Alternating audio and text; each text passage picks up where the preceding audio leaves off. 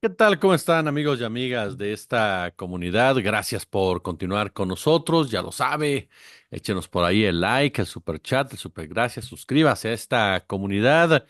Hoy vamos a platicar, por supuesto, con mi querido Ángel Valderas de lo que simboliza, pues nada más ni nada menos que Dos Bocas, querido Ángel, que se inauguró, digámoslo así, este fin de semana, ya con la presencia de Andrés Manuel López Obrador, presidente en funciones, la virtual presidenta electa Claudia Sheinbaum, y en donde se queda uno pensando, querido, en el entorno mundial, ese entorno mundial que hasta hace poco nos decía, ¿para qué quieren el petróleo? Ya, ¿para qué si ya lo estamos cambiando, si ya lo estamos sustituyendo? ¿Para qué refinan? ¿Para qué le invierten?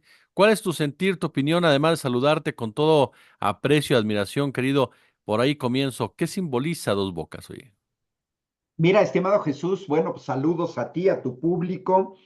Mira, yo he estado personalmente en Dos Bocas, fui a ver la obra, no entré, la vi desde fuera, este, no tuve chance, yo quería platicar con Rocío Nale, pero mira,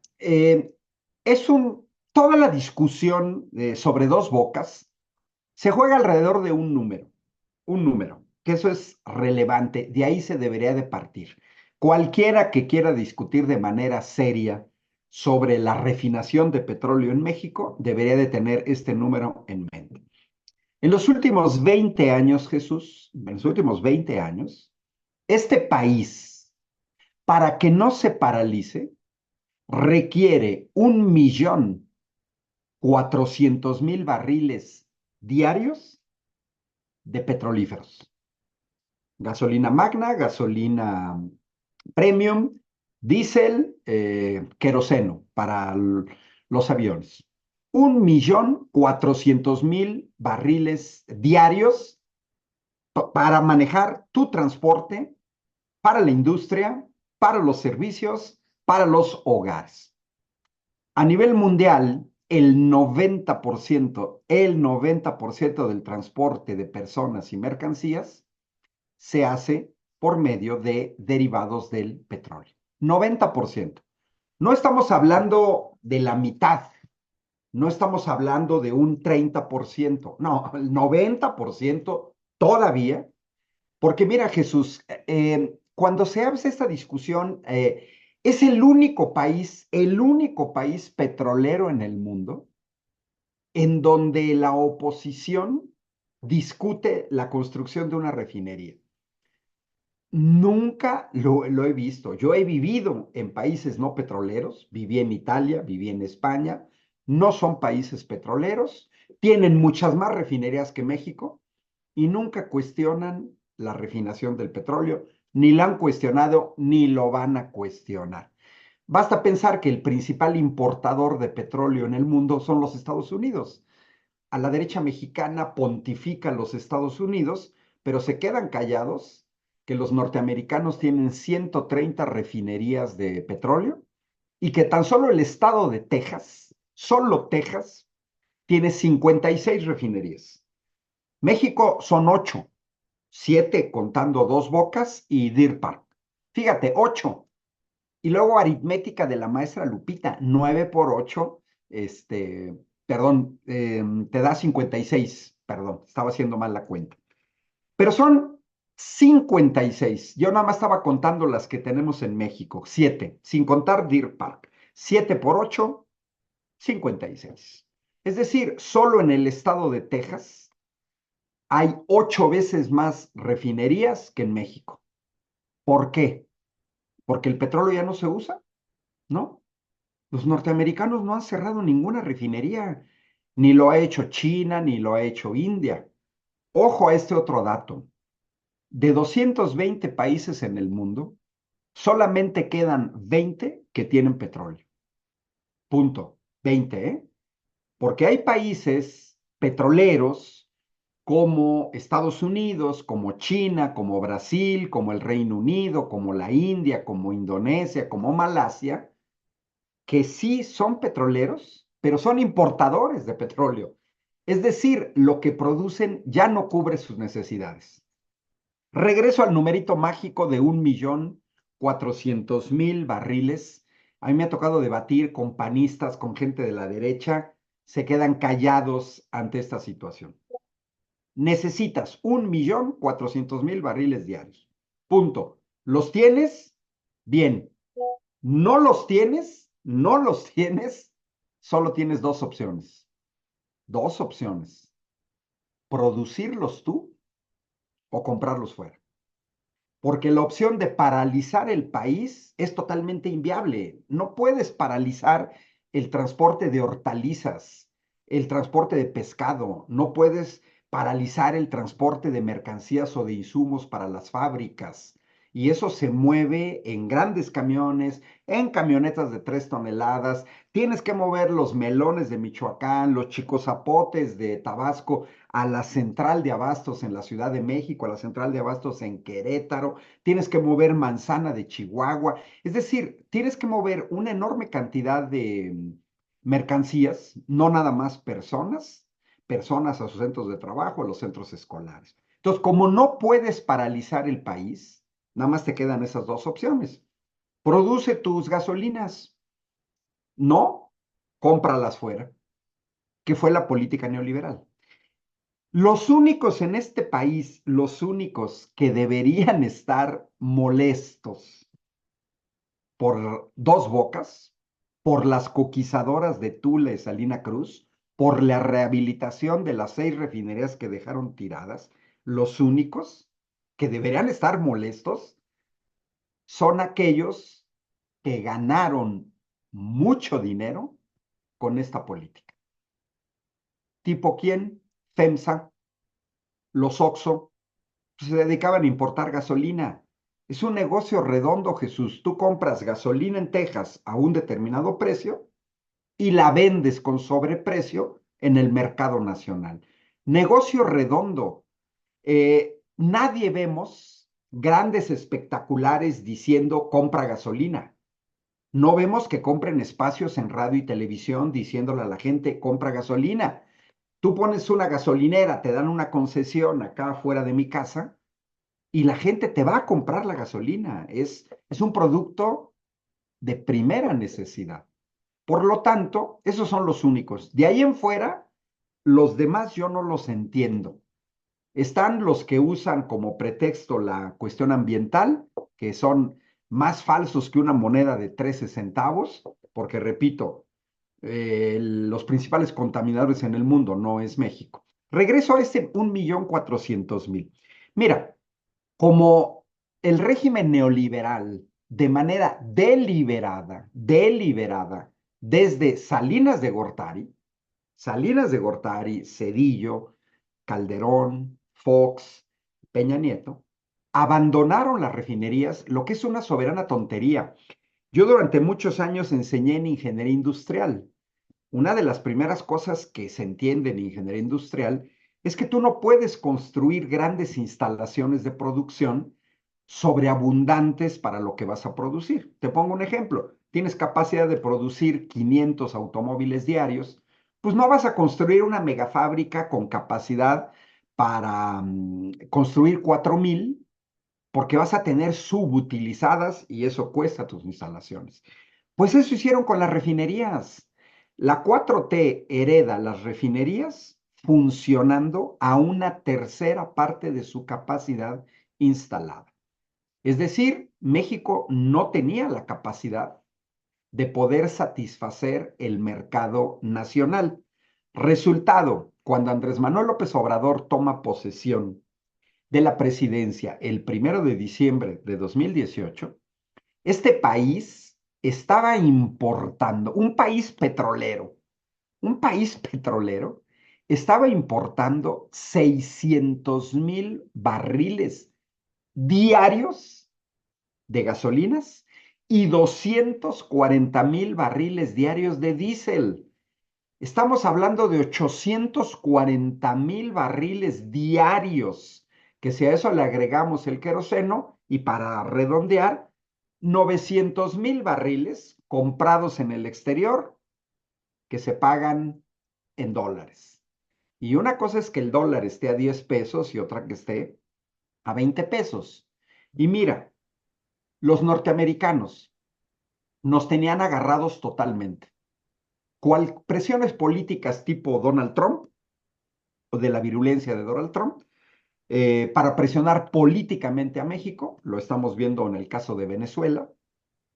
Bueno, pues simplemente no cedes a y entonces te cierro la llave de los petrolíferos, paralizo tu industria, paralizo el país. ¿Cuánto nos costaba importar 900,000 barriles diarios de petrolíferos que se deberían estar fabricando en el país? 600,000 millones de pesos, 30,000 millones de dólares. El análisis de la derecha no se sostiene con estos números, porque estábamos importando 30,000 millones de dólares anuales de manera absurda, sin generar fuentes de empleo en México, sin generar cadenas de aprovisionamiento e importando un producto que nosotros podíamos producir. Pero además a mí y creo que también a ti en bachillerato, en economía, nos enseñaron el concepto de valor agregado. Pues te conviene más dar el valor agregado a ti. A los norteamericanos les conviene muchísimo más. Los norteamericanos no exportan petróleo, Jesús, ¿eh? Para nada, ¿eh? Ellos no exportan petróleo. Ellos exportan petrolíferos o productos de la industria petroquímica. Por el valor agregado, ganas más vendiendo gasolinas que petróleo. Ganas más vendiendo fertilizantes que petróleo. Entonces, esa es la situación en la que entra Dos Bocas. Para mí fue una de las mejores medidas de Andrés Manuel López Obrador, tomada muy a tiempo, porque mira, se escandalizan por el costo de Dos Bocas, alrededor de 16,000 millones de dólares. Ojo, en 4 años, ¿eh? 16,000 millones en 4 años. Eso simplemente te da que México invirtió 4,000 millones de dólares al año para tener soberanía en petrolíferos, porque Deer Park ya se pagó solita. ¿Cuánto estábamos importando al año? 30. ¿Cuánto nos costó cada año Dos Bocas? 4. 4 contra 30. Y es muy curioso que se escandalizan por 4 y no se escandalizan por 30.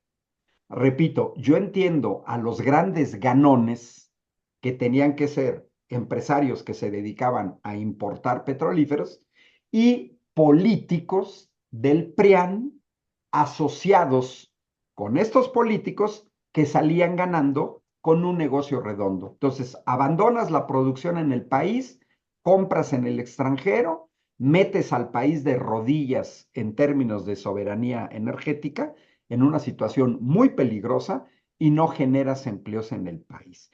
Ya con Dos Bocas, que está diseñada para procesar 340,000 barriles diarios, por eso es que el presidente en la mañanera de hoy, 5 de agosto, decía que ya con los 150,000 barriles que comenzó a procesar, sería más o menos el 10% de nuestras necesidades, ¿no? Él tenía en mente justamente alrededor de 1,5 millones de barriles diarios. Esa es la cuestión sencilla, Escobar.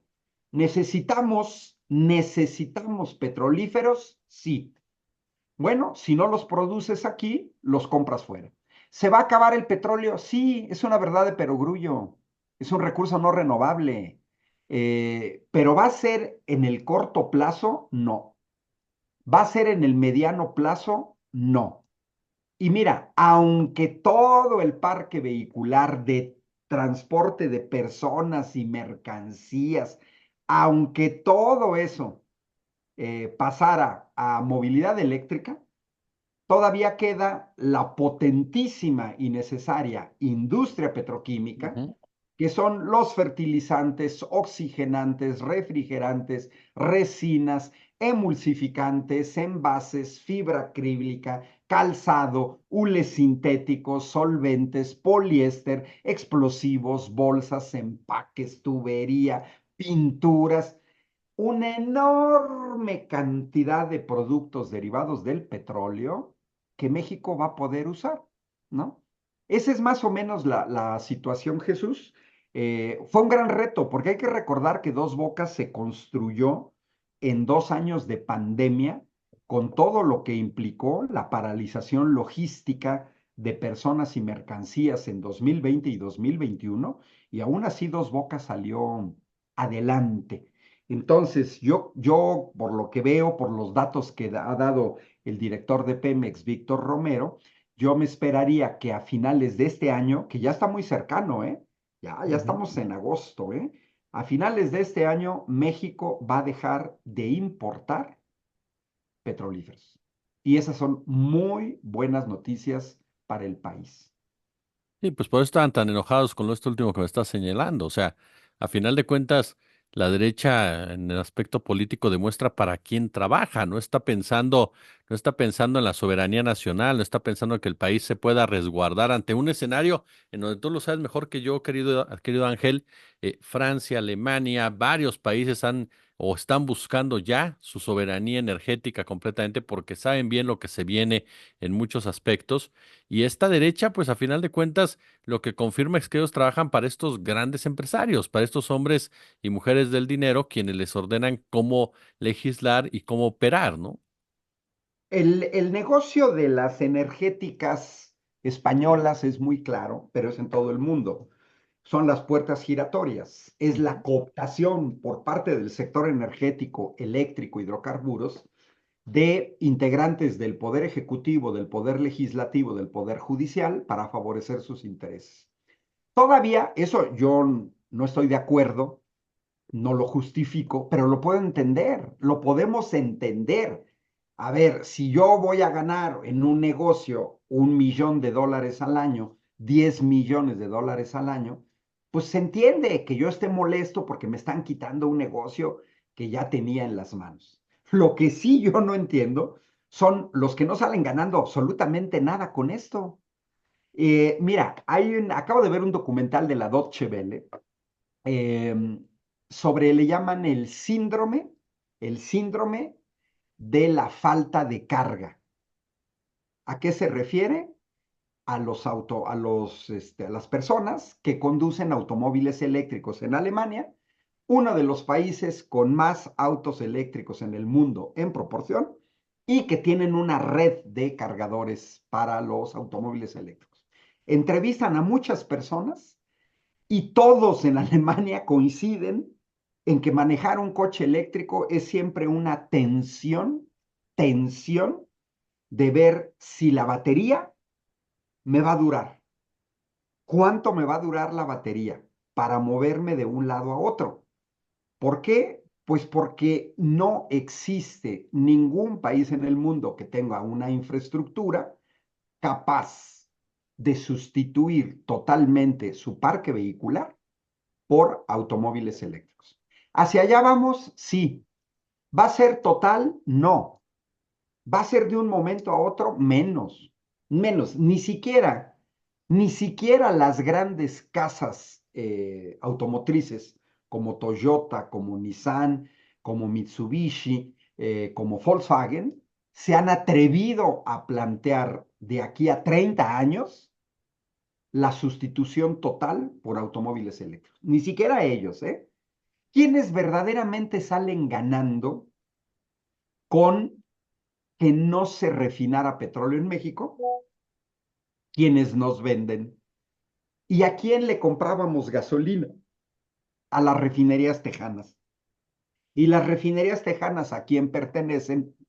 Pues a las grandes transnacionales norteamericanas, Gulf, Arco, ExxonMobil, que siguen teniendo ganancias fabulosas. Es decir, es un producto que solamente la derecha en México ha satanizado, se ha querido medio satanizar a nivel internacional por la cuestión del real cambio climático y del calentamiento global, pero prevalecen los intereses económicos y sobre todo la realidad. Y la realidad es terca. Después de 120 años de haber detonado una forma de producción, una forma de movilidad, una forma de vida ligada a los hidrocarburos, no la puede sustituir de la noche a la mañana. Mira, solo hay que pensar que en México, nuestra matriz energética, y hay varios países así, el 60% de la energía eléctrica que estamos consumiendo en este momento para mi videocámara, tu micrófono, mi micrófono, Zoom, la gente que se conecta a YouTube, el módem para usar Internet, 60% de eso viene de hidrocarburos, viene del gas. Entonces, cuando a mí me dicen es que los automóviles eléctricos no contaminan, ¿cómo no van a contaminar? Pues si necesitan electricidad, ¿y de dónde sale la electricidad? Y que no nos vengan con jaladas que vienen de aerogeneradores o de paneles fotovoltaicos, porque eso es totalmente falso, ¿eh? No hay ningún país que tenga la capacidad de sustituir el poder energético de los hidrocarburos. Cuando uno dice esto, te acusan de ser antiecologista. No, no es así. Esto es como cuando vas a un médico y tienes una enfermedad grave, se agradece un diagnóstico, aunque sea crudo. Entonces, en ese sentido, yo lo veo muy bien. Creo que le va a tocar al gobierno de la doctora Claudia Sheinbaum en muchos aspectos recoger, cosechar lo que sembró el primer sexenio de la 4T. Y en ese sentido fueron muchas grandes obras de infraestructura. Yo la semana pasada finalmente tuve la oportunidad de subirme al Tren Maya. Bueno, yo viviendo 10 años en Europa, me consta que el transporte masivo de personas es en tren, es más ecológico, es más barato, pero pues está Dos Bocas y está el corredor logístico Coatzacoalcos-Salina Cruz, las dos coquizadoras que van a permitir transformar el combustible más sucio, el más contaminante, que es el combustóleo, en gasolinas. Y la doctora Claudia Sheinbaum va a seguir esta política energética porque no fue, Jesús, una política personal. Esto no fue, como decía la derecha, una ocurrencia de Andrés Manuel López Obrador. Falso. Yo me acerqué al obradorismo en 2006, 2005, con lo del desafuero, gracias a una amiga que en paz descanse porque falleció hace poco, a principios de año, pero ella fue la primera que me entregó en las manos el Plan Alternativo de Nación, que era la base para la plataforma electoral de Andrés Manuel López Obrador en las elecciones de 2006. Estamos hablando de hace 18 años. Ya ahí venía plasmado el rescate de la soberanía energética, la necesidad de refinar más petróleo en México. O sea, no, no es una ocurrencia, esto es una política de Estado. Y la doctora Claudia Sheinbaum tiene una plataforma basada en una serie de centenares de encuentros que se tuvieron en México desde finales del año pasado para construir la plataforma política de quien resultara candidato o candidata a la presidencia de la República por parte de Morena. Eso fue un proceso que detonó el Consejo Nacional de Morena y yo sí veo, por los orígenes, por la formación, que la doctora Claudia Sheinbaum le va a dar más impulso a la electromovilidad, pero tiene sus limitantes que son técnicas, principalmente son técnicas, son económicas, son científicas. Todavía hay problemas que no se pueden resolver. Por eso ningún país se ha atrevido a hacer ese cambio de manera drástica. Más bien es complementario. Mira, entre más tranvías eléctricos, trenes eléctricos, automóviles eléctricos funcionen, mejor. Pero somos un país con 130 millones de habitantes. Nuestras necesidades no son las mismas que El Salvador, Costa Rica, Ecuador, no, para nada, ni siquiera Italia o España. Pues somos el 10º país más poblado del mundo, que además tenemos, pues, por el TMEC y por el tratado anterior, pues tenemos fuertes ligas con el sector industrial norteamericano y entonces, pues ahí no la vamos a llevar. Teo, curiosamente no critican ni a Canadá ni a Estados Unidos. La derecha mexicana se queda callada. No, no, no dicen absolutamente nada. Pretenden querer resolver un problema disque ecológico que no hemos generado nosotros. Mi querido y admirado Ángel Valdera, siempre, de verdad, es un placer platicar contigo, escucharte. a aprender de ti y que nos tomes la llamada en esta comunidad. Te lo agradezco muchísimo. Saludos cordiales, Jesús, y también a tu público. Nos estamos viendo a la próxima.